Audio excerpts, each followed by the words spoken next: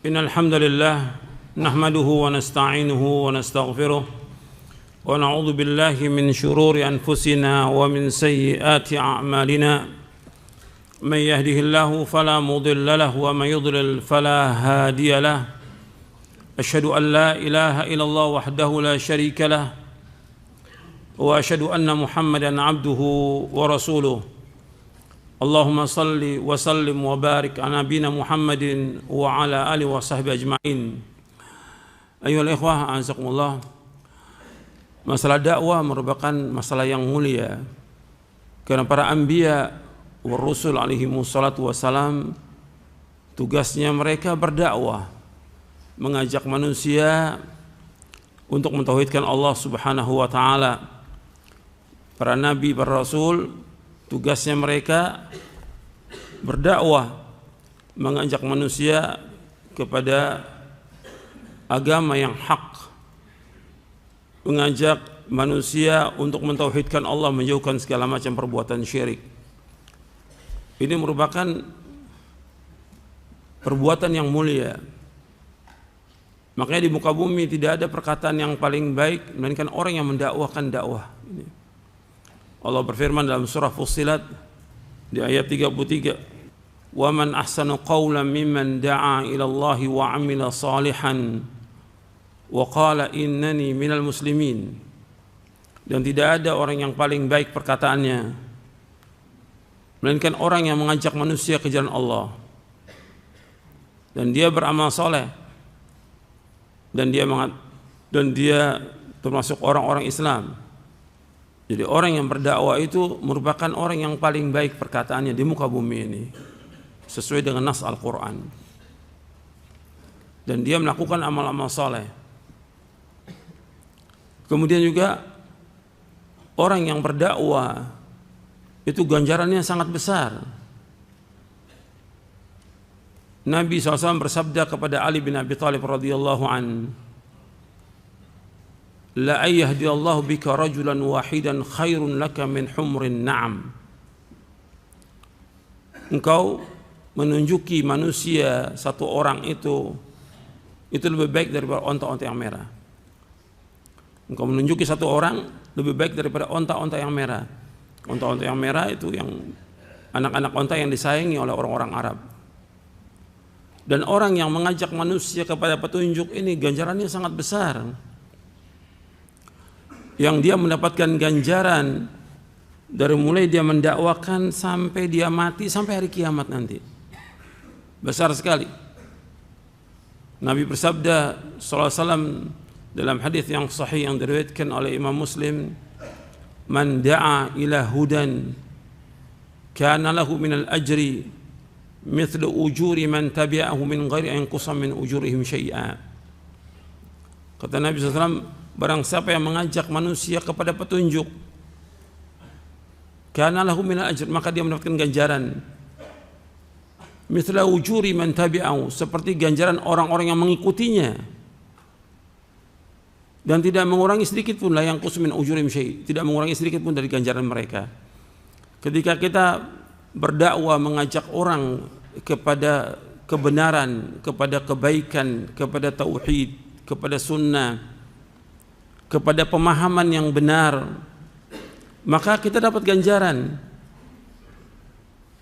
Umpamanya kita mengajarkan dia tentang tauhid, selama dia mengamalkan tauhid itu kita dapat ganjaran terus sampai hari kiamat. Kita mengajarkan orang berwudu sampai orang itu bisa, dari mulai dia berwudu dan dia sholat, kita dapat ganjaran terus sampai hari kiamat. Kalau yang berwudunya satu, dapat satu kita ganjarannya. Dan setiap ganjaran itu Allah sebutkan, setiap kebaikan berapa ganjaran? 10. Man jaa bil hasanati falahu asyru amsalihha. Orang membawa pada kebaikan dapat 10 ganjaran, dan terus ganjarannya. Kalau 2 orang, 3 orang, 100 orang, besar ganjarannya. Maka di antara amalan yang tidak putus ketika seorang meninggal dunia yaitu dakwah. Ketika semua amal-amal kita nggak ada yang bisa menolong kita Ya ilmu yang bermanfaat ini. Ketika Nabi menyebutkan dalam hadis yang sahih yang diriwayatkan oleh Imam Muslim, Tirmidzi, Ahmad dan yang lainnya dari sahabat Abu Hurairah radhiyallahu anhu, Nabi bersabda, "Idza matal insanu yanqata 'amaluhu illa min thalathin, shadaqatin jariyah, aw ilmin yuntafa'u bi, aw waladun salih yad'u lah." Apabila seorang manusia meninggal dunia, terputus seluruh amalnya kecuali 3 yang akan terus menyertai dia pahalanya sampai hari kiamat. Yang pertama yaitu sedekah jariyah. Yang kedua ilmu yang bermanfaat. Yang ketiga anak yang saleh yang mendoakan. Hadis ini sahih. Riwayat Imam Muslim, Ahmad, Tirmidzi dan yang lainnya. Nabi menyebutkan sallallahu alaihi wasallam, idza matal insan, apabila seorang meninggal dunia, inqata amalu, seluruh amalnya terputus. Seluruh amal yang dilakukan, apakah itu sholat, puasa, zakat, haji, atau apa aja perbuatan baik, semua terputus. Udah nggak bisa lagi dia berbuat dan beramal kebaikan. Illa min thalathin, kecuali 3. 3 ini artinya amalnya akan terus menyertai dia sampai ke liang kubur dan sampai hari kiamat. Yang pertama sedekah jariyah, yang dia sedekahkan dengan ikhlas karena Allah SWT. Maka dikatakan jariyah karena mengalir terus pahalanya. Yang kedua ilmu yang bermanfaat, yang dia ajarkan kepada manusia. Yang ketiga anak yang saleh. Yang antum harus perhatikan bahwa anak yang soleh yang mendoakan, lafadznya waladun soleh yad'ulah. Perhatikan tuh, anak yang soleh yang mendoakan, bukan anak soleh yang mensedekahkan, bukan anak yang soleh menghajikan, bukan, anak soleh yad'ulah, yang mendoakan dia. Di hadis ini Nabi sebutkan amal-amal yang terus mengalir bagi seorang yang meninggal dunia. Di antaranya ilmu. Ilmu yang dia sampaikan kepada manusia, yang didakwakan. Yang didakwakan karena Allah akan terus menemani dia sampai di liang kubur dan sampai hari kiamat. Ganjarannya besar. Dalam hadis yang lain banyak sekali lah menyebutkan tentang keutamaan kita memberikan petunjuk, mengajarkan orang dan segala macam. Kalau ini ganjarannya besar, berarti semua ini harus kita lakukan semata-mata karena Allah. Jangan mengharapkan sesuatu dari manusia.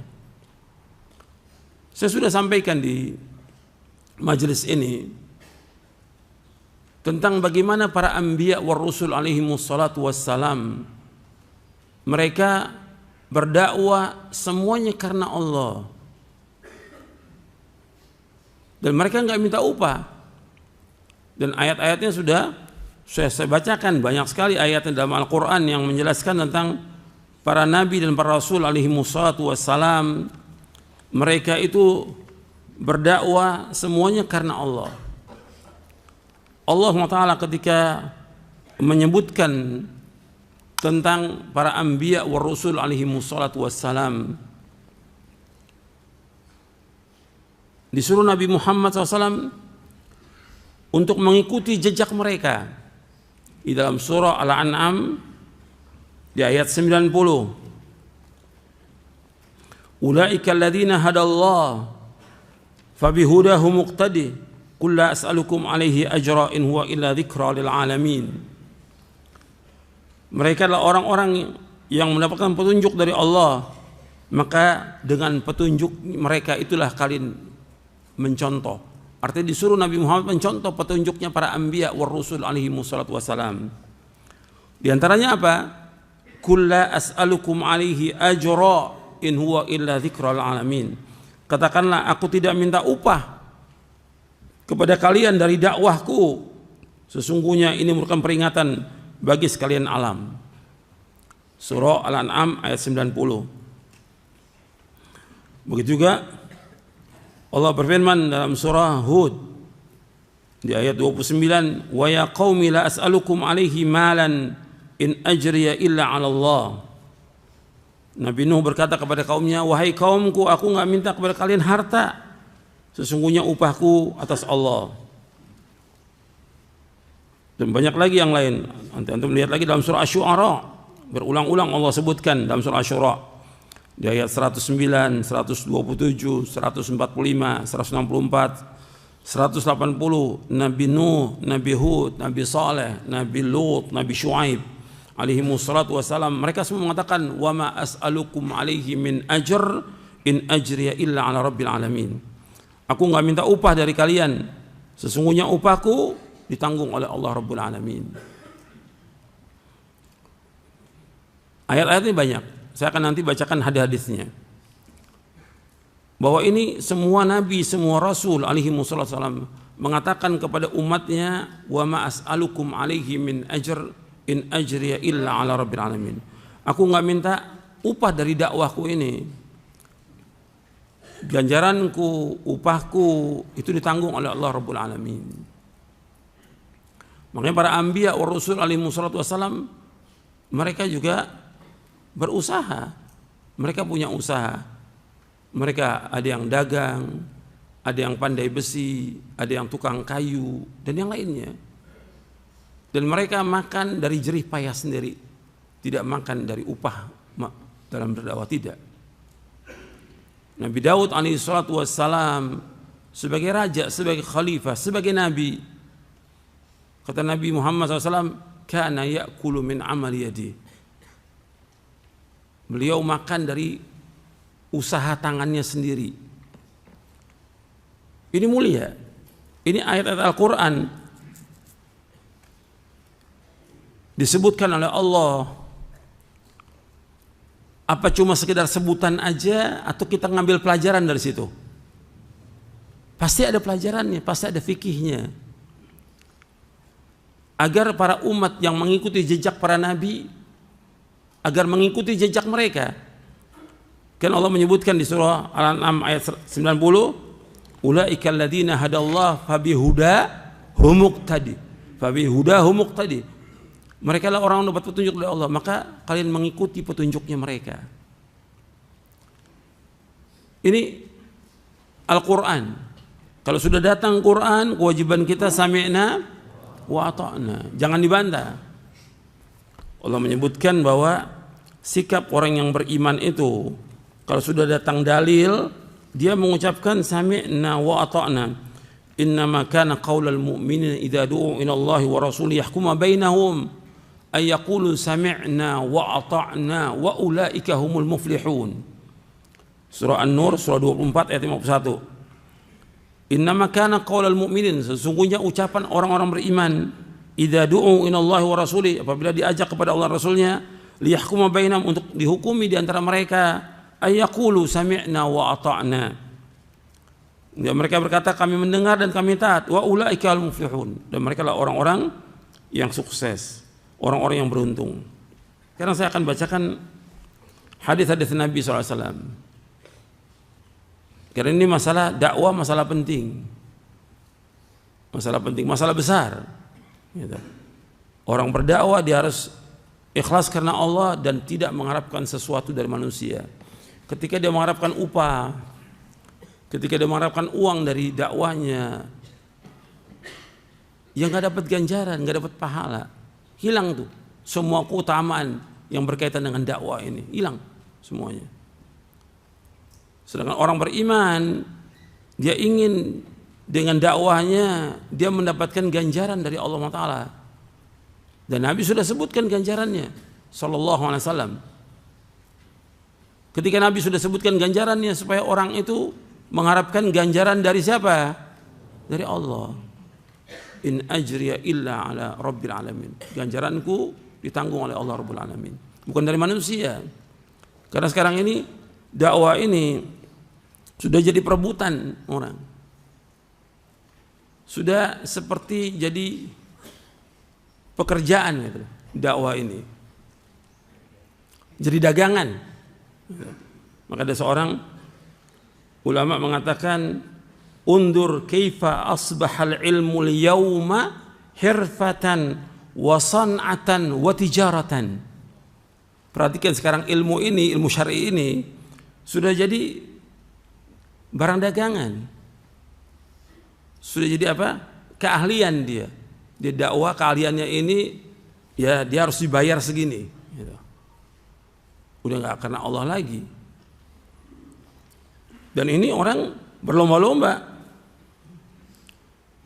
Bahkan seorang masyayikh mengatakan, walaqad asbahal aqlu bid-dini fi waqtina fadilatun fiha yatanafasul mutanafisun.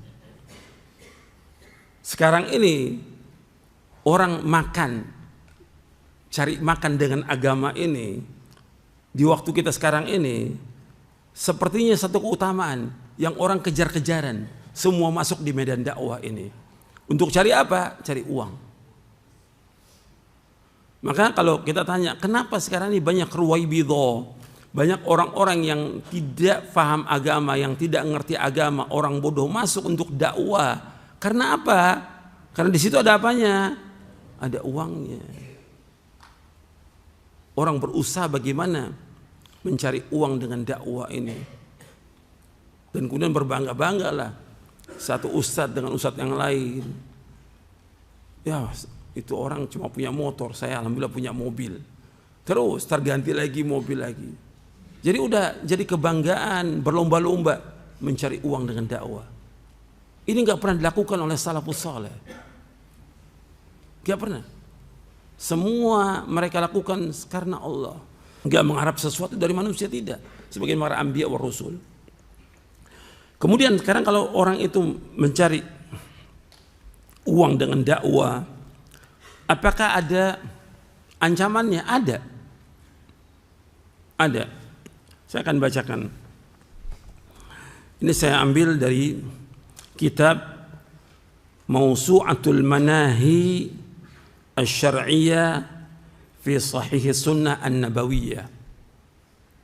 Mawsu'atul Manahi Asy-Syar'iyyah fi Sahih Sunnah An-Nabawiyah. Atau dalam bahasa Indonesia sekarang sudah diterjemahkan ensiklopedi larangan.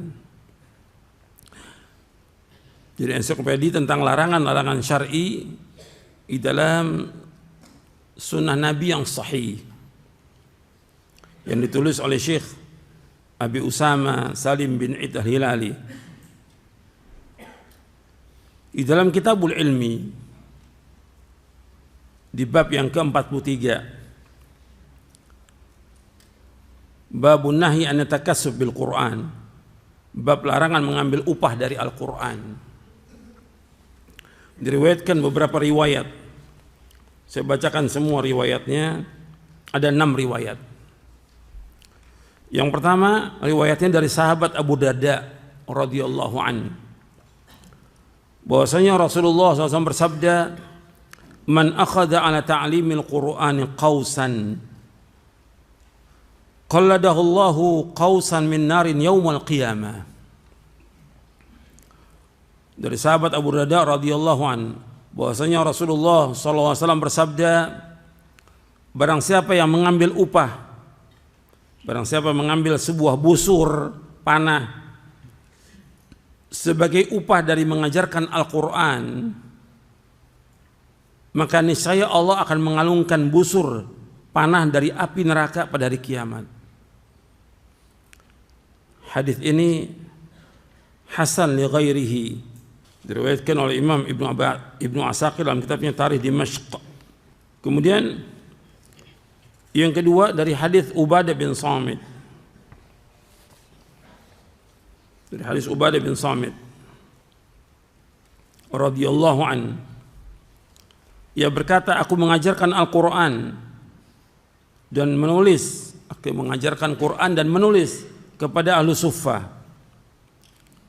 Lalu salah seorang dari mereka menghadiahkan sebuah busur kepadaku.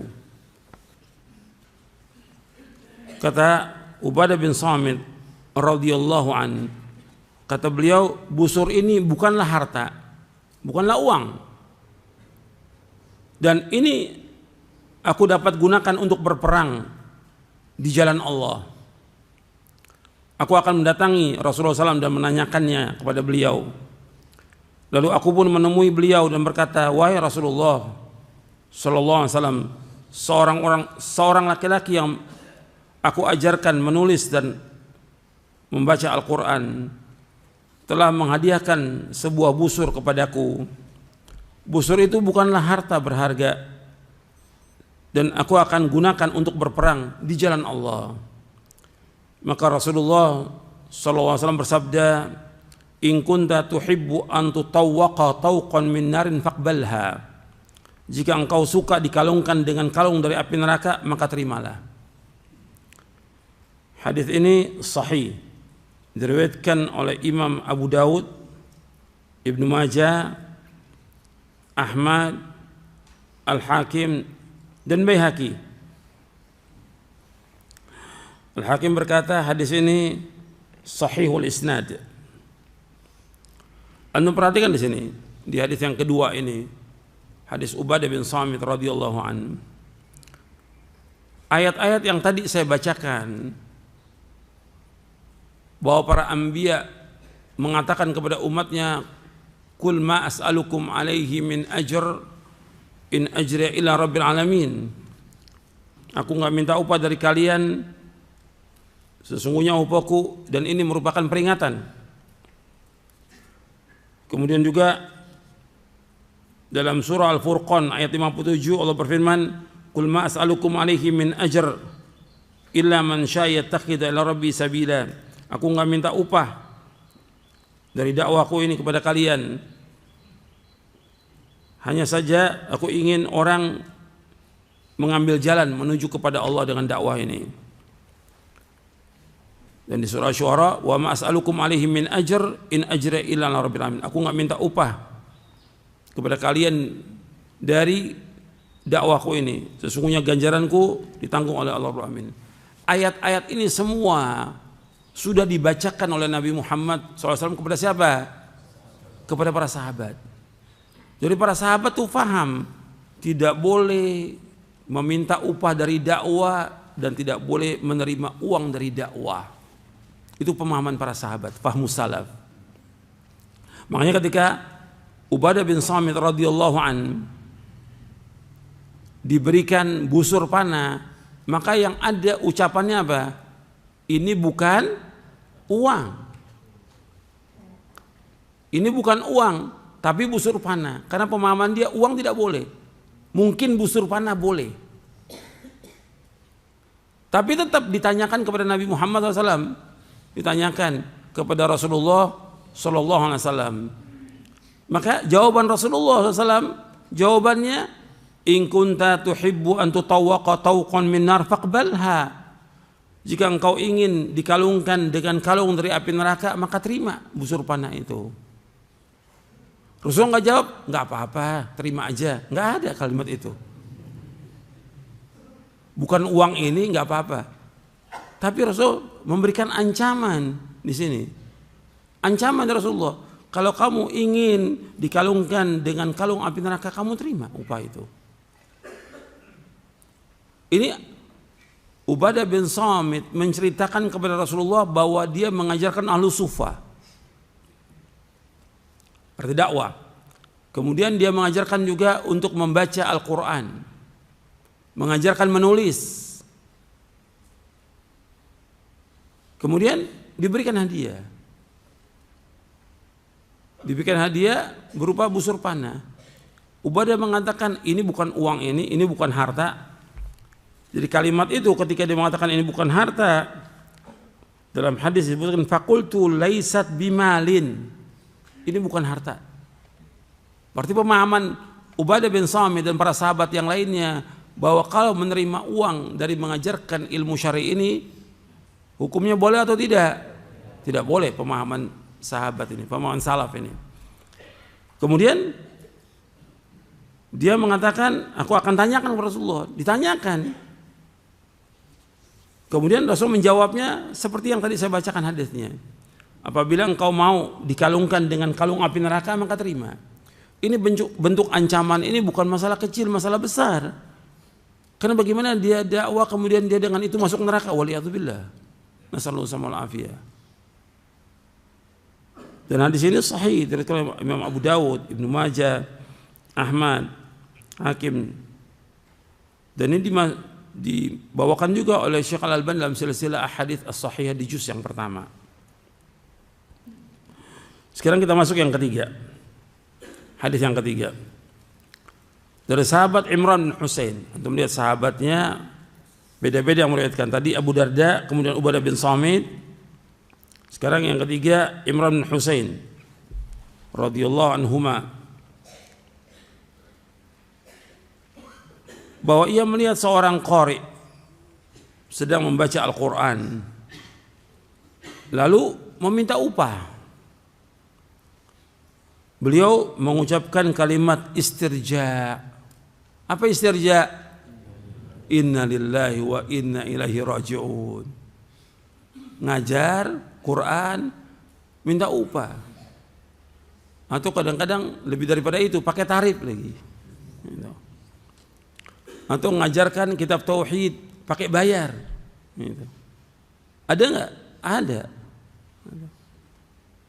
Atau bikin kajian di mana itu bayar, satu orang 300.000.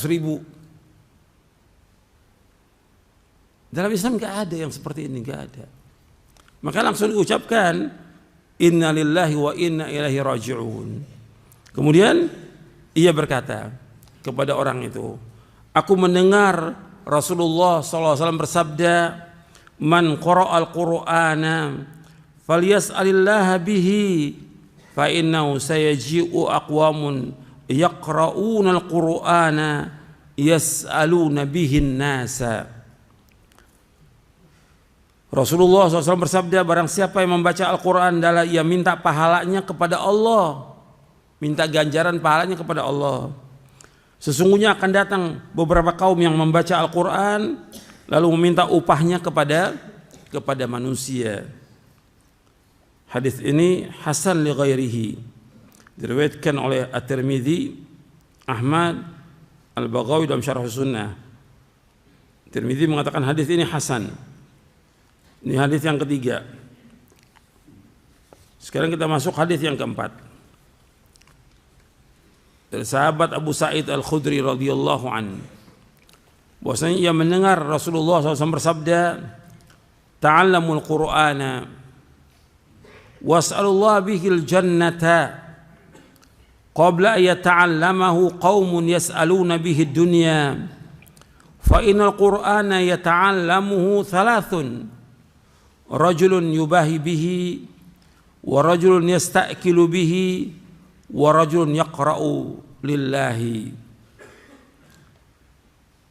Dari sahabat Abu Sa'id Al-Khudri radhiyallahu an, ia mendengar Rasulullah SAW bersabda, pelajarilah Al-Quran dan mintalah surga kepada Allah sebagai balasannya sebelum datang satu kaum yang mempelajarinya dan meminta harta sebagai imbalannya.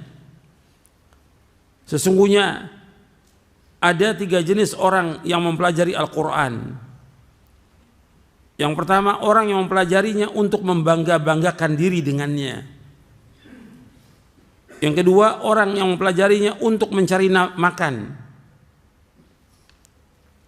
Dan yang ketiga, orang yang mempelajarinya karena Allah semata.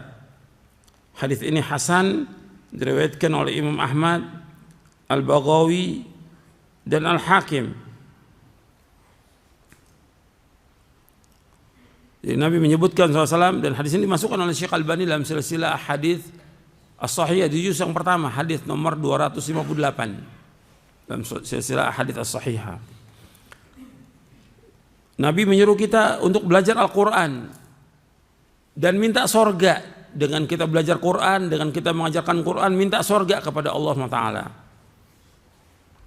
Sebelum nanti akan datang beberapa kaum yang dia belajar Quran dan mengajarkan Quran tujuannya untuk minta dunia. Kalau minta dunia berarti minta apa? Uang, mengharapkan amplop, bahkan pakai tarif lagi. Quran dipelajari oleh 3 orang. Artinya 3 jenis manusia. Yang pertama, orang yang belajar untuk bangga dengan Quran, bangga dengan bacaannya, bangga dengan suaranya, bangga dengan sanadnya, kebanggaan udah. Dan kalau saya lihat sekarang ini sanad ini semua untuk kebanggaan. Dan kalau mau dicek lagi siapa yang periksa sanad itu? Kalau dalam hadis kan ada rawi-rawinya, siapa yang periksa? Orang itu thiqah atau tidak? Jadi yang ada ini untuk kebanggaan. Kemudian yang kedua, orang yang mempelajarinya untuk cari makan. Dia belajar, dia ngajar untuk cari makan. Yang ketiga, orang yang belajarnya karena Allah semata. Kita harus jadi yang ketiga. Hadis ini hasan riwayat Imam Ahmad, Al-Baqawi. Itu hadis yang keempat. Sekarang kita masuk yang kelima. Yang kelima.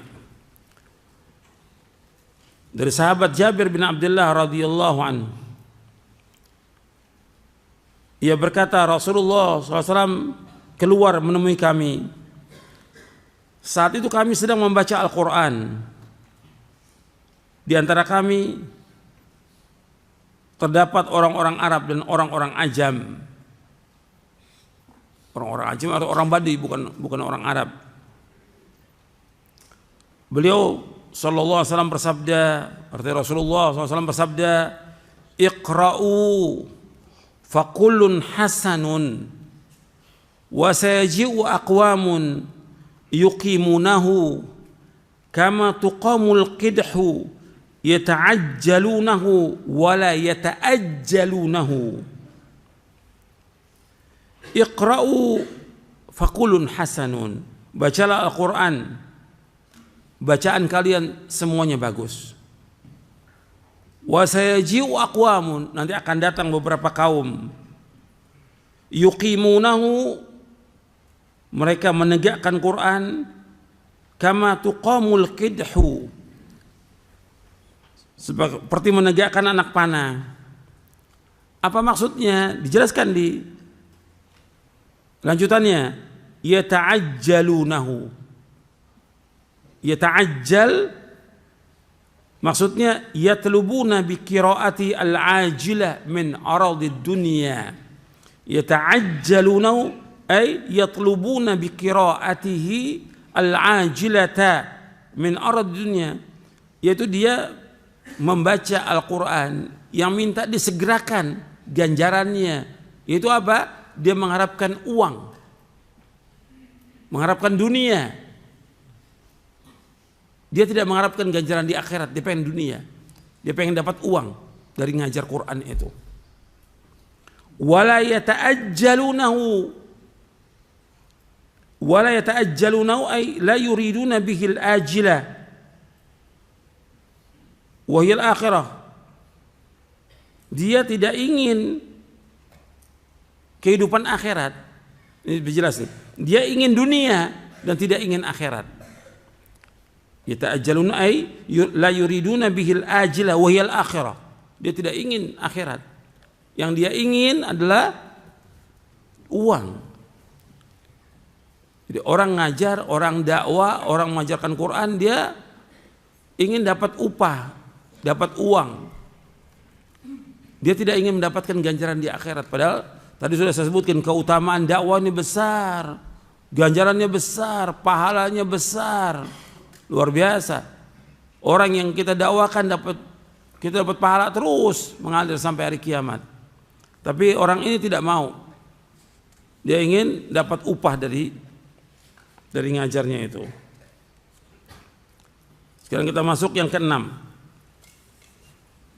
Hadis yang keenam. Dari Abdurrahman bin Shibl Al-Ansari radhiyallahu an,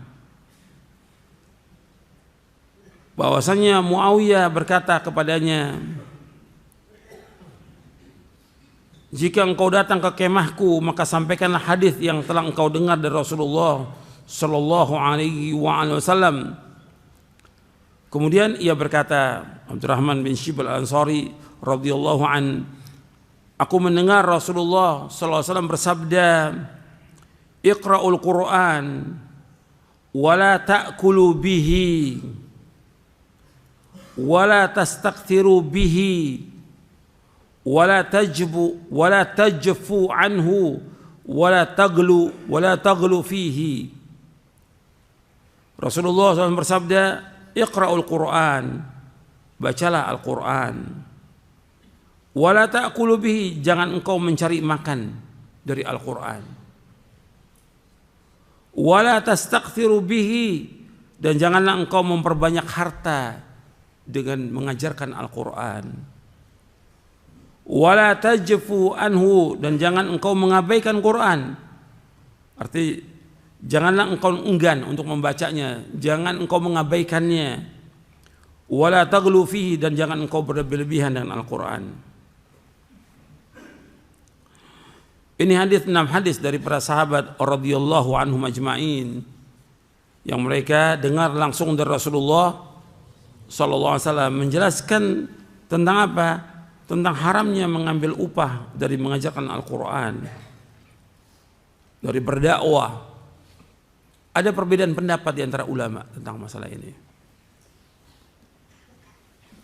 Dari hadis-hadis ini, karena yang membolehkan juga mereka pakai dalil juga, dan dalilnya sahih. Itu hadis yang diriwayatkan oleh Imam Bukhari dari sahabat Abdullah bin Abbas radhiyallahu anhuma, inna ahaqqa ma akhadtum alaihi ajran kitabullah, sesungguhnya perkara yang paling berhak kalian ambil upahnya adalah kitabullah. Hadis ini sahih, riwayat Bukhari dari sahabat Ibnu Abbas. Hadis ini pada asalnya berkaitan dengan masalah ruqyah. Itu disebutkan bahwa sahabat Abu Sa'id Al-Khudri radhiyallahu anhu dengan rombongannya berjalan di satu tempat, masuk ke satu kampung, kemudian seperti kebiasaan orang-orang Arab dan juga sebagai ketentuan yang Nabi sudah tetapkan, apabila orang datang dari tempat yang jauh masuk ke satu kampung, maka orang kampung itu harus menyediakan makan. Ini orang dari luar kota datang ke kampung itu, maka orang kampung itu harus menyediakan makan. Dan itu sudah terbiasa di kalangan orang Arab. Dan Nabi menetapkan yang seperti itu. Mereka nggak mau kasih makan, nggak mau. Kemudian mereka ketika akan keluar dari kampung itu, tiba-tiba kepala sukunya tergigit ular, disengat ular, entah ular entah kalajengking. Kemudian nggak bisa mereka obati. Akhirnya mereka mengejar para sahabat ini. Siapa di antara kalian yang bisa mengobati kepala suku ini? Kata Abu Said, insya Allah bisa. Maka diruqyah, dibacakan surah Al-Fatihah 7 kali. Sembuh. Kemudian waktu akan ruqyah itu, beliau berikan syarat, karena beliau dari tempat yang jauh ke kampung itu lapar kan, tidak dijamu. Syaratnya diberikan makan. Kemudian dari ruqyah sembuh, dikasih kambing. Waktu mereka mau makan kambing itu, mau disembelih, nanti dulu kita tak akan tanya Rasulullah SAW. Sampai dibawa kambing itu kepada Rasulullah SAW. Ya Rasulullah, bagaimana saya, para sahabat ini cerita, kemudian dikasih ruqyah ke kambing. Kata Nabi, enggak apa-apa. Kemudian Nabi bersabda ini, inna haqqa ma akhadtum ajran kitabullah. Sesungguhnya sebaik-baik yang kamu ambil upah itu dari mengajarkan kitabullah. Hadis ini sebagian ulama menyebutkan bahwa ini berkaitan dengan ruqyah dan kondisinya tertentu. Bukan seperti sekarang orang cari duit dari ruqyah, bukan. Artinya kondisi dia seperti itu, maka boleh untuk mengambil upah. Adapun jumhur ulama mengambil boleh dengan dasar hadis ini. Jadi kalau kita lihat di sini ada 3 pendapat. Pendapat yang pertama, haram mengambil upah dari mengajarkan Quran dan juga berdakwah. Ini pendapatnya Imam Abu Hanifah. Pendapatnya Imam Abu Ishaq Ar-Rahawi dan juga yang lainnya yang berpendapat seperti ini. Bukan satu, banyak. Dan untuk yang sekarang ulama muasir ya Syekh Albani pendapatnya tidak boleh. Kemudian pendapat yang membolehkan yaitu pendapat Imam Malik dan Imam Syafi'i. Kemudian pendapat Imam Ahmad itu membolehkan tapi dengan ketentuan kalau memang dia membutuhkan. Artinya dalam kondisi darurat. Itu 3 pendapat. Tapi kalau kita mau wara', kita bertakwa kepada Allah, sebaiknya kita nggak ambil. Sekarang dalil-dalil itu jelas. Ancamannya apa tadi? Ancamannya apa? Neraka, bukan masalah kecil. Kemudian contoh para nabi dan para rasul alaihi wassalatu wassalam, mereka tidak mengambil upah dari dakwahnya. Maka yang terbaik bagi dia, ya dia tidak mengambil. Kita mengikut jejaknya para nabi dan juga para sahabat, mereka cari usaha sendiri, dagang, kerja, atau menjadi kuli. Seperti para ulama juga yang menjadi kuli. Dakwah tetap. Jadi mereka itu seperti itu karena darurat. Kalau ada yang mengambil karena darurat, ada juga yang membantah ini membawakan riwayat Abu Nuaim yaitu Fadl bin Dukain. Fadl bin Dukain ini seorang al-hafidh al-kabir, Syekhul Islam. Di dalam kitab Syiar A'lamin Nubala di juz yang ke-10 di halaman 152. Kata Fadl bin Dukain, mereka mencela aku karena aku mengajarkan ilmu berdakwah ini, aku mengambil upah dari dakwah itu. Mereka mencela aku, arti orang-orang ini, karena murid-muridnya, sahabat-sahabatnya dari zaman Nabi, sahabat tabi'in itu nggak mau ngambil upah dari dakwah.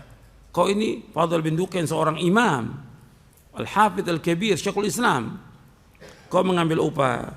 Kata Fadl bin Dukain rahimahullah, mereka mencela aku karena mengambil upah dari dakwahku. Artinya celaan ini ada ketika mengambil upah. Sedangkan mereka tidak tahu di rumahku ini ada 13 orang. Kalau dia dengan istrinya anaknya 11, 13 gitu. Wa ma fi baiti raghifun, dan di rumahku nggak punya sepotong roti. Berarti di sini dia terima upah itu karena apa? Karena apa? Terpaksa, darurat. Dia terima upah di sini kenapa? Darurat. Dia mengatakan wa fi baiti 13 nafsan wa ma fi baiti raghifun. Di rumahku nggak ada sepotong roti. Berarti dia butuh. Darurat. Makanya dikatakan oleh Imam Dhahabi.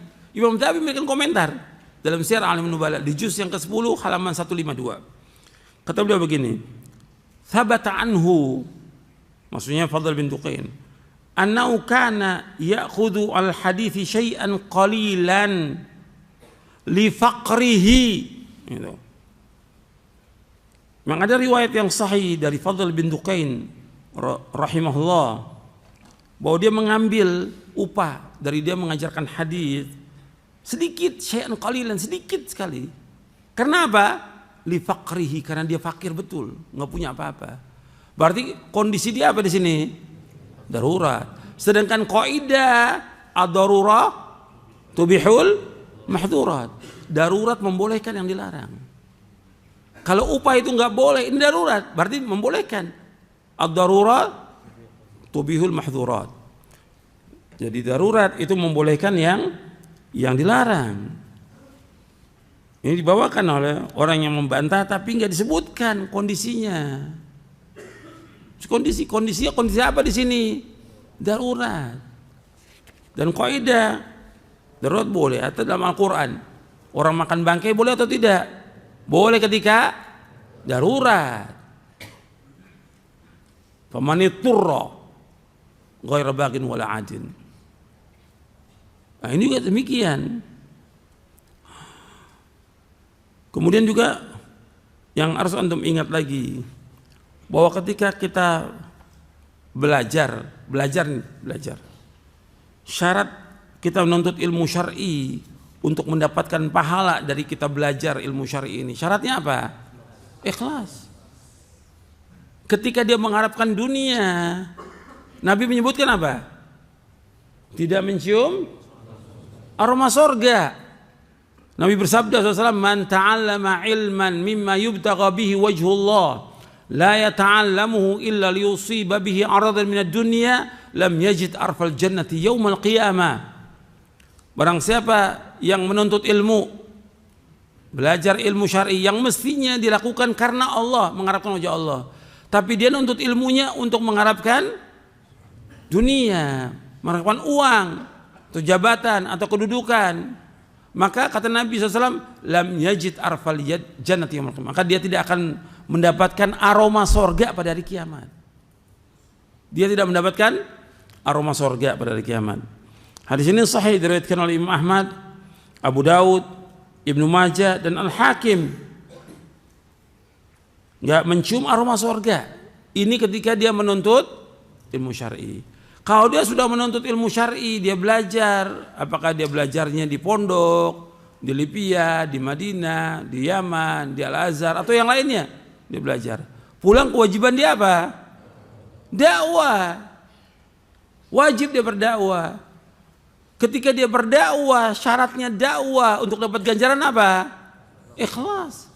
Ketika nuntut ilmu dia wajib ikhlas, ketika dia berdakwah juga wajib ikhlas. Jelas nggak sampai sini nih? Jelas. Ini dalil nih yang saya bawakan, dalil. Bukan dongeng, ini dalil ini. Harus ikhlas. Semua lakukan karena Allah SWT. Apa kalau dia nggak terima upah itu, kemudian dia nggak makan? Tetap dia akan makan, kecuali kondisi yang sangat terpaksa, gitu. Makanya kalau kita lihat para sahabat, dia punya usaha sendiri, dagang. Para anbiya juga demikian, alaihi wassalatu wassalam. Para sahabat radhiyallahu anhum juga demikian, mereka punya usaha.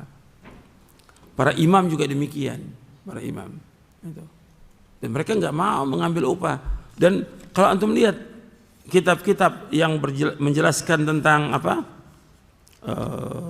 biografi para ulama, mereka tuh menyebutkan tentang tidak boleh mengambil upah dari mengajar. Biografinya para imam seperti Imam Al-Qudwah Abu Hazim, itu Salama bin Dinar. Kata beliau, la takunu aliman hatta yakuna fika thalathu khisalin. Engkau tidak akan menjadi orang alim sampai ada padamu 3 perkara. Yang pertama, la tabghi ala man fawqaka. Yang kedua, wala tahkir man dunaka. Yang ketiga, wala ta'khudh ala ilmika dunya. Kata Abu Hazim Al-Imam Al-Qudwah rahimahullah, Salama bin Dinar rahimahullah, tidaklah seorang menjadi orang alim sampai terkumpul padanya 3 perkara. Yang pertama yaitu dia janganlah engkau melewati orang yang di atasmu. Jangan melampaui batas. Jangan merasa angkuh sombong dengan orang yang di atasmu. Arti guru, ustadz itu arti orang yang di atas kita. Jangan merasa kita sombong. Adab kita kepada guru itu jaga tuh. Gitu. Jangan merasa jadi orang alim, jangan. Meskipun antum udah banyak baca ratusan kitab, antum punya guru, antum hormati guru antum. Jangan melewati batas. Yang kedua, wala tahkir man dunak.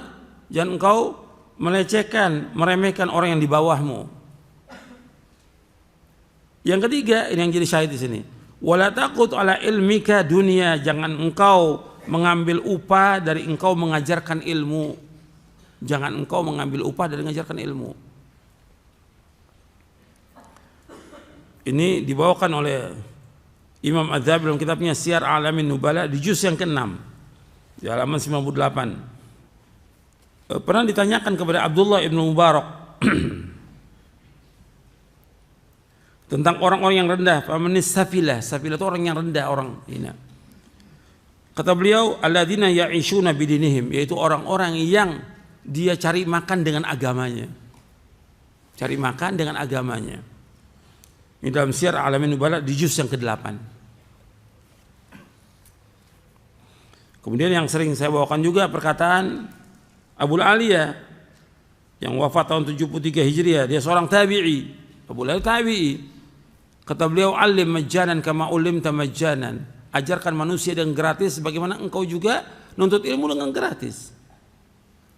Ini dalam Syiar A'lamin Nubala juz yang ke-11. Dan juga para ulama menceritakan bagaimana para sahabat, tabi'in, tabi'ut tabi'in, mereka kalau ngajar tidak mengambil upah. Seperti Imam Sufyan Ats-Tsauri rahimahullah menceritakan tentang Dhahhak bin Muzahim, seorang tabi'i. Kata Imam Sufyan Ats-Tsauri rahimahullah, kana Dhahhak yu'allimu wa la ya'khudh ajra. Sufyan Ats-Tsauri mengatakan Dhahhak bin Muzahim, seorang tabi'i, mengajar dan tidak mengambil upah dari ngajarnya. Dia ngajar, dia dakwah, dia tidak mengambil upah. Ini dalam Syiar A'lamin Nubala di juz yang ke-4. Dan masih banyak lagi kalau kita lihat. Kalau di abad yang ke-6 ya, tentang kisahnya Syekh Abdul Qadir Jailani. Syekh Abdul Qadir Jailani Ahlus Sunnah wal Jamaah. Dia termasuk orang min kibariz zuhad. Disebutkan wa kana ya'kulu min amal yadih. Dia ngajar, bahkan dia memberikan fatwa di Baghdad. Dia makan dari usaha tangannya sendiri, tidak mengharapkan dari upah. Tidak. Ini disebutkan dalam kitab Al-A'lam di juz yang ke-4 oleh Khairuddin Az-Zirkli. Kalau saya bacakan banyak ya ini. Dan juga ada riwayat juga berkaitan dengan hatta adzan. Gitu. Pernah Utsman bin Abdul As mengatakan kepada Rasulullah SAW, ya Rasulullah, jadikanlah aku sebagai imam pada kaumku. Kata Rasulullah kepada Utsman bin Abdul As radhiyallahu an, anta imamuhum, engkau imam mereka. Waqtadi bi'adhafihim. Wattakhidh mu'adzinan la ya'khudhu ala adhanihi ajra. Akhrajahul khamsah. Dari Utsman bin Abdul As radhiyallahu an, ia berkata, aku berkata Rasulullah, ya Rasulullah, jadikan aku sebagai imam bagi kaumku. Anta imam, engkau imamnya. Waqtadi bi'adafim, engkau jadikan sebagai contoh bagi orang yang lemah. Artinya kalau jadi imam itu jangan baca yang panjang sekali, jangan. Lihat di belakang kamu ada orang-orang yang lemah. Gitu. Nah, kau jadi imam, jadi contoh buat yang lemah. Gitu. Ada yang muda umpamanya, ada juga yang tua. Ya bacanya lihat, jangan terlalu panjang. Kesian yang lemah itu. Yang ketiga, wattaqid mu'adzinan la ya'khudhu ala adzani ajra. Kamu cari muadzin, tukang azan yang tidak mengambil upah dari azannya. Hadis ini sahih. Diriwayatkan oleh imam yang 5. Kalau imam yang 5 dalam istilah Al-Hafidh Ibnu Hajar Asqalani dalam kitabnya Bulughul Maram min Adillahil Ahkam. Hadis ini ada di kitab Bulughul Maram. Di kitabus shalah di sifat di bagian azan, babul azan. Diriwayatkan oleh imam 5 yaitu Ahmad, Abu Daud, Tirmidzi, Nasai dan Ibnu Majah. Kalau disebutkan 5, maksudnya Ahmad, Abu Daud, Tirmidzi, Nasai, Ibnu Majah. Di sini disebutkan jangan engkau cari muadzin yang mengambil upah dari azannya. Artinya berkaitan dengan masalah ibadah, kita belajar ilmu syar'i ini ibadah. Mengajar juga ibadah, azan juga ibadah, jadi imam juga ibadah. Itu semua lakukan karena Allah SWT. Itu. Kalau tadi saya sebutkan perbedaan pendapat di antara ulama. Boleh dia mengambil kalau kondisi dia apa? Darurat, tidak masalah. Atau ada yang menjamin dia. Seandainya nggak ada, seperti kita di Indonesia nggak ada, ya kita cari usaha. Usaha itu ribuan banyak usaha yang halal. Gitu. Kalau kita pun mau terima, kondisi terpaksa. Tapi nggak dibiarkan sekarang ini kan dibiarkan orang. Udah kalau ngajar, udah omongannya bukan omongan seorang talibul ilm. Bukan. Kalau ngomong ini di antara ustadz, kamu asal ngajar di sana. Kok di sana duitnya tebel. Gitu. Amplopnya tebal. Artinya bukan talibul ilm seperti ini. Dan itu nggak pantas juga. Ini kan bicara soal dakwah karena Allah yang jaminannya adalah apa? Surga. Ancamannya apa? Neraka. Bukan masalah kecil. Nggak bisa dipakai mainan ini.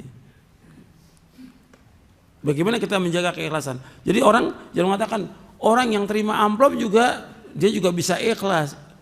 Terima amplop itu sendiri sudah tidak ikhlas. Kan gitu. Pembelaan diri mereka, kan kita juga terima amplop juga ikhlas. Nah sekarang dikasih amplop, minggu depan nggak dikasih amplop. Mau ngajar lagi apa enggak? Nggak bakal ngajar lagi. Udah pasti dia nggak mau itu. Jadi dia bicaranya sekarang kita tidak terima amplop dulu, tidak terima uang dari dakwah itu. Kita berusaha bagaimana menjaga keikhlasan. Bukan berarti kalau dia nggak terima amplop belum tentu ikhlas. Betul, tapi tetap dia berusaha bagaimana supaya ikhlas. Kan tetap semua harus berusaha supaya dia menjaga keikhlasan, tidak dia bangga, tidak dia ria, tidak dia pamer dan segala macam. Ini dakwah karena Allah. Kalau seandainya para dai semuanya berdakwah karena Allah, menyebar dakwah ini kemana-mana. Gitu. Dan banyak orang-orang awam pun yang mengikuti dakwah ini. Jadi kan enggak. Orang-orang miskin enggak datangi oleh si dai. Kenapa? Enggak ada duitnya. Yang datangi yang mana? Yang kaya. Gitu. Dan kalau dipanggil sama orang kaya, udah sami'na wa ata'na. Karena tahu duitnya tebel. Kalau orang miskin yang ngundang nggak bakal datang. Alasannya saya sakit, nggak bisa datang. Saya ada acara ini, ada aja alasannya semuanya. Oh, ini nyata di lapangan. Saya bicara di dunia nyata, bukan dunia maya ini. Gitu. Ini dunia nyata ini saya bicara. Gitu. Kalau giran yang susah nggak bakal datang dia. Maka yang terbaik bagaimana? Ya dia wara, takwa kepada Allah. Contoh kita pertama para nabi Rasul alaihi wasallam. Yang kedua contoh kita siapa? Para sahabat orang majma'in. Yang ketiga para tabi'in. Mereka itu nggak mau mengambil upah dari dakwahnya. Ya harus usaha. Gitu. Kecuali kalau memang ada jaminan tadi saya sebutkan dari Baitul Mal. Atau seperti sekarang pondok ada yayasan. Ada yayasan. Yayasan itu dia yang mencari dana dan dia memberikan. Nggak ada masalah. Gitu. Gitu. Tapi kalau dia merasa cukup, udah cukup. Udah. Nggak usah terima. Karena dia udah cukup. Udah punya rumah, udah punya mobil. Dan juga ada penghasilan dari usaha yang lain. Cukup sudah, nggak usah terima itu. Dakwah. Lakukan dakwah itu karena Allah. Karena kita akan dapat ganjaran. Dosa kita banyak, amal soleh kita sedikit. Nah dakwah ini yang paling penting. Gitu. Nah, kalau ini semuanya ikhlas, maka barokah dakwah ini. Maka kalau antum lihat barokahnya dakwah dengan keikhlasan itu. Maka kita lihat dakwahnya para ulama salaf itu. Kenapa barokah? Karena keikhlasan mereka. Keikhlasan mereka berkembang dakwah ini. Tapi ketika dia dakwahnya bukan karena Allah, karena mengharapkan sesuatu, sebentar bubar itu dakwah itu. Sebentar bubar. Dan juga anda perhatikan lagi di antara hikmahnya, banyak hikmahnya dan banyak faedahnya. Dengan dia berdakwah karena Allah Ta'ala, dia akan belajar berlatih diri untuk ikhlas karena Allah. Yang kedua, dia nggak akan membedakan manusia. Nggak akan membedakan manusia kan. Orang miskin, kaya, sama. Dua-duanya nggak ada apanya. Nggak ada amplopnya, nggak ada duitnya. Karena dia nggak terima itu. Sama semuanya. Nggak pilih-pilih. Ini kan banyak dai yang milih-milih. Kalau di sana panggilan ada duit, oh udah datang dia. Kalau sini kecil amplopnya. Bahkan ada khutbah Jumat, ada yang tidak ada khutbah Jumat. Sampai orang awam yang naik khotib. Kenapa? Si dai yang udah janji mau datang nggak datang. Kenapa? Dia bilang apa? Kenapa enggak? Amplopnya kecil. Astagfirullahaladzim. Kau tahu Ustaz? Ya temen yang cerita. Dia cerita sama temennya. Gitu. Ini udah kadang-kadang di antara mereka udah nggak tahu lagi ini bahwa ini aib, bicara sepertinya aib. Gitu. Tapi biasa di antara mereka ngomong seperti itu. Mesti nggak boleh. Nggak ada ulama salaf ngomong duit dalam dakwah, nggak ada. Sekarang yang cari uang, hitungannya sudah uang. Gitu. Maka sampai ada pengajian yang bayar, sampai ngaji ini bayar, kok ngaji bayar? Gitu. Mesti ngaji karena Allah dan sampaikan dakwah karena Allah. Soal rezeki pasti dikasih sama Allah. Tetap dia ada usaha, ada usaha. Kemudian lagi di antara faedahnya lagi, kita juga nggak menyusahkan orang. Kan kalau kita dakwah ada amplopnya, susah kan panitia. Masih ada panitia tuh. Kalau ada panitia masih ada apa lagi? Ada apa? Donasi. Ya, ini muskilah ini. Ini yang bikin jelek nama salaf ini donasi-donasi ini. Ngerusak donasi ini, ngerusak. Saya sudah sampaikan lebih dari 4 kali tentang bahayanya donasi. Yang maling banyak, penipu banyak, ustadz yang maling ada gitu. Ini saya bicara nyata di dunia nyata, bukan dunia maya. Gitu. Tutup tuh semuanya donasi. Ini gara-gara ini bersaing aja ustadz. Oh sana aja panitianya, duitnya gede panitianya. Dan ada panitia yang nyari duit dari itu. Nah, ada panitia, ini panitia ngomong bukan saya, panitia cerita. Ini ustadz kita kumpulkan uang ini untuk ustadznya segini, berapa juta? Disebutin jutanya sama dia.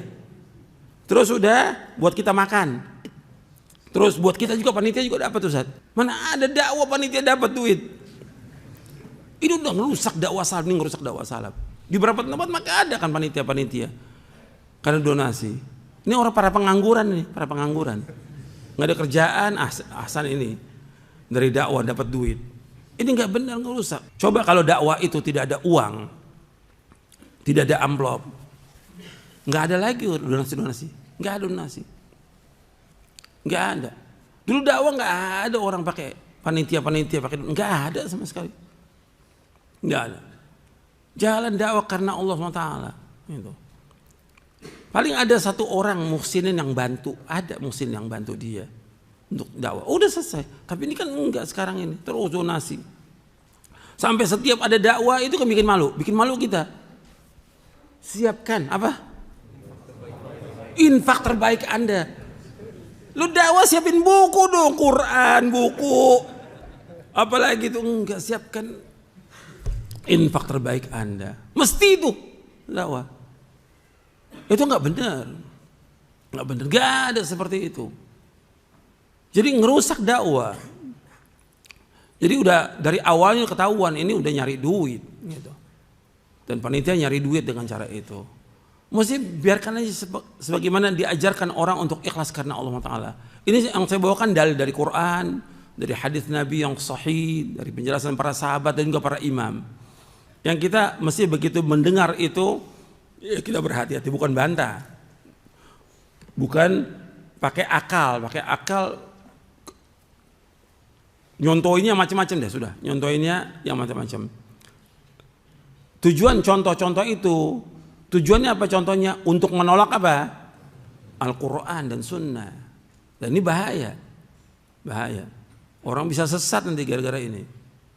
Jadi yang untuk perhatikan ketika saya sampaikan ini bukan berarti kalau gitu gimana ya kita ngajar Quran nggak boleh. Ya itu nanti ada yayasan yang dia memberikan yayasan itu. Atau ada orang kaya yang menjamin, selesai udah. Tapi kalau bisa dia punya usaha, itu yang terbaik udah. Dikasih jalan untuk usaha dan usahanya halal. Cari usaha yang dia nggak mengharapkan lagi. Atau dikasih modal yang betul kita tahu ini dagang dan udah dia tinggal ngajar aja. Sudah, sehingga dia tidak mengharapkan sesuatu dari manusia. Dan itu yang bermanfaat gitu. Nah sekarang ini kadang-kadang karena udah dunia, pengaruh dunia, kan saya udah sampaikan berkali-kali tentang dunia ini menyihir manusia gitu. Orang yang gak punya ilmu dakwah karena ngarepin duit dia. Sekarang gak punya ilmu, dia ceramah mau ngapain? Ya pasti ngarepin duit kan. Ini udah nggak benar. Dan nggak boleh masuk di medan dakwah ini kecuali orang berilmu. Itu nas Al-Quran, nggak boleh masuk di medan dakwah kecuali orang berilmu. Qul hadhi sabili ad'u ila Allah ala basiratin ana wa man ittaba'ani wa subhanallah wa ma ana minal musyrikin. Dalam surah Yusuf ayat 108. Katakanlah ini jalanku, ini caraku, ini manhajku. Aku berdakwah mengajak ke jalan Allah. Di sini kalimat ini aja, ad'u ila Allah, tanbih alal ikhlas. Kata Syekh Muhammad bin Abdul Wahhab rahimahullah dalam kitab Tauhid. Ini peringatan bahwa kita berdakwah harus ikhlas karena Allah. Dan berdakwah ala basirah dengan dasar ilmu dan keyakinan. Ana wa man tabi, aku dan orang yang tahu. Wa subhanallah wa man musyrikin. Dan maha suci Allah dan aku termasuk orang yang berbuat syirik. Jadi dakwah ini harus ikhlas. Dan kita belajar untuk ikhlas. Insya Allah dakwah ini dakwah yang barokah, dakwah salaf ini. Dan dia akan menyebar dakwah ini berkembang, tidak mengharapkan sesuatu dari manusia. Dan tidak ada uang. Yang antum harus ingat lagi bahwa dakwah ini pasti akan ditolong oleh Allah. Kemudian jelas ada pendapat ulama yang haram ya, pendapat Imam Abu Hanifah. Ada pendapat Imam Syafi'i yang membolehkan. Ada pendapat yang lain. Tapi kalau kita wara, bertakwa kepada Allah, kita hati-hati lebih bagus. Kalau kita ambil pendapat Imam Ahmad, boleh kita terima. Karena apa? Darurat. Itu kita pegang pendapat Imam Ahmad. Itu lebih selamat sudah. Karena riwayat yang tadi disebutkan Fadl bin Dukain, Al-Imamul Kabir, beliau terpaksa gitu. Jadi kalau enggak jangan. Karena apa? Ancamannya berat tadi. Karena hadis tadi menyebutkan tentang apa? Nanti ada orang yang membaca Al-Quran, mengajarkan Quran yang dia makan dari Quran itu. Nggak boleh. Kan sekarang banyak seperti itu. Pasang tarif udah kalau ngajarin Quran, baca Quran, bahkan orang berlomba-lomba bikin rumah Quran. Gitu. Kalau dia ngajar karena Allah nggak ada masalah, ngajarkan. Dan nggak perlu berlama-lama ngajarin baca Quran sampai setahun. Sebulan juga orang bisa baca. Gitu. Dan ini terus diperlama. Kalau tambah lama kan tambah apa? Tambah uangnya. Banyak yang nggak beres ini. Ini harus diperbaiki. Tujuan saya menyampaikan ini sebagai nasihat, untuk kebaikan kita. Karena ini dakwah penting dan harus dipikul oleh orang yang betul-betul yang amanah, orang-orang yang ikhlas, orang-orang yang mau berjuang untuk menegakkan agama ini. Dakwah ini pasti akan ditolong oleh Allah. Pasti udah. Itu nas baik Al-Quran maupun hadis Nabi yang sahih. Dan kita rezeki kita sudah dijamin sama Allah SWT. Bukan berarti kalau kita nggak terima amplop itu kita nggak makan, pasti insya Allah rezeki dikasih. Karena ulama salaf yang terdahulu itu lebih susah daripada kita. Mereka nggak mengharapkan sesuatu dari manusia. Bahkan di antara mereka tidak mau terima uang dari penguasa, tidak mau di antara mereka. Seperti Imam Sufyan Ats-Tsauri, Abu Hanifah dan yang nggak mau terima, dikasih uang oleh penguasa nggak mau terima. Dia mau makan dari jerih payahnya sendiri. Karena itulah yang Nabi sebutkan, sebaik-baik usaha seorang makan itu dari apa? Dari usahanya sendiri. Itu nas hadis Nabi yang sahih. Nabi menyebutkan dalam hadis saya bawakan dalam buku Hukum Minta-Minta. Nabi menyebutkan ma akala ahadun ta'aman qat khairan min ayyakula min amal yadi. Wa inna Nabi Allah Daud alaihi salam kana ya'kulu min amal yadi. Nabi bersabda sallam, tidaklah seorang makan sesuatu makanan yang lebih baik melainkan dari usahanya sendiri, dari pekerjaannya dia sendiri, dari usaha tangannya sendiri. Dan sungguhnya Nabi Allah Daud alaihi salatu wasallam adalah makan dari hasil pekerjaan tangannya sendiri. Hadis ini sahih riwayat Bukhari dari sahabat Miqdam radhiyallahu an. Masih banyak lagi. Nabi bersabda juga kana Zakaria najjaran. Nabi Zakaria itu najjar, tukang kayu. Hadisnya sahih riwayat Muslim dan Ahmad. Dan juga kalau antum lihat ayat-ayat Al-Qur'an disuruh kita apa? Untuk mencari apa? Nafkah. Setelah selesai sholat Jumat terus apa Allah? Fa idza qudiyatis shalah fantashiru fil ardi wabtaghu min fadlillah. Suruh kita untuk cari nafkah. Ayat-ayat banyak kalau Quran suruh kita cari nafkah. Wabtaghu min fadlillah ini untuk siapa? Carilah karunia Allah, artinya mencari nafkah. Untuk siapa? Ayat ini kitabnya untuk siapa? Jangan bengong. Untuk semua manusia disuruh cari nafkah. Berarti para dai, para ustadz, orang awam wajib apa? Wajib cari nafkah. Wabtaghu min fadlillah. Wadhkurullaha katsiran la'allakum tuflihun. Berarti semua harus cari nafkah. Jangan kalau saya ustadz nggak perlu cari nafkah, tinggal duduk nanti datang amplop. La haula wala quwwata illa billah. Enggak ada contoh seperti itu. Mana ada? Semua kerja dan semua kerja. Hatta Nabi alaihi wassalatu wassalam. Gitu. Jadi ini Allah sudah menyebutkan dalam Al-Quran demikian. Nabi juga menyebutkan dalam hadisnya untuk usaha semuanya, nggak dibedakan. Gitu. Apalagi Nabi Daud sebagai raja, khalifah dan nabi, tetap nggak mau makan kecuali dari usahanya sendiri. Dan Nabi kata, makan yang paling enak itu makan dari apa? Jerih payah kita sendiri, bukan dari minta-minta. Kalau minta-minta hukumnya haram dalam Islam atau mengharapkan suatu manusia. Orang beriman yang dikatakan dia tauhidnya benar itu nggak mengharapkan sesuatu dari manusia. Itu biasakan hati kita tidak mengharapkan sesuatu dari manusia. Jangan mengharap. Kita gantungkan hati kita kepada Allah, tawakal kepada Allah. Rezeki pasti dikasih oleh Allah. Dan kalau kita bertakwa pasti dikasih jalan. Wa may yattaqillaha yaj'al makhraja wa yarzuqhu min haitsu la yahtasib. Barang siapa yang bertakwa kepada Allah, diberikan jalan keluar. Dan diberikan rezeki dari yang tidak duga-duga. Itu yang harus kita usaha. Jadi ini yang perlu saya sampaikan sebagai nasihat, mudah-mudahan bermanfaat. Kurang lebihnya saya mohon maaf. Dan ini sebagai nasihat, tujuan saya untuk memberikan nasihat. Bukan dakwah ini bukan bukan pekerjaan dakwah ini, bukan keahlian, bukan.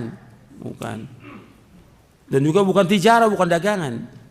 Tapi dia harus berusaha bagaimana dia berdakwah karena Allah. Kalau dulu para ulama salaf dia mengeluarkan harta untuk apa? Untuk mendapatkan apa? Ilmu. Sekarang dia menafkahkan ilmu untuk mendapatkan apa? Harta. Dulu ulama salaf menafkahkan hartanya untuk berjuang supaya dapat ilmu syar'i. Ada yang jual rumahnya, ada yang jual binatangnya, tunggangannya. Untuk apa? Untuk belajar, mendapatkan ilmu syar'i. Sekarang orang memberikan ilmu syar'i kepada orang untuk mendapatkan apa? Harta.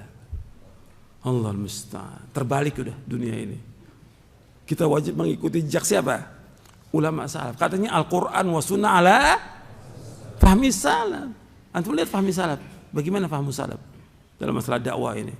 Insya Allah kita akan diberikan keberkahan oleh Allah Ta'ala. Mudah-mudahan yang saya sampaikan bermanfaat. Wassalamualaikum warahmatullahi wabarakatuh. Wa akhiru da'wana alhamdulillahi rabbil alamin.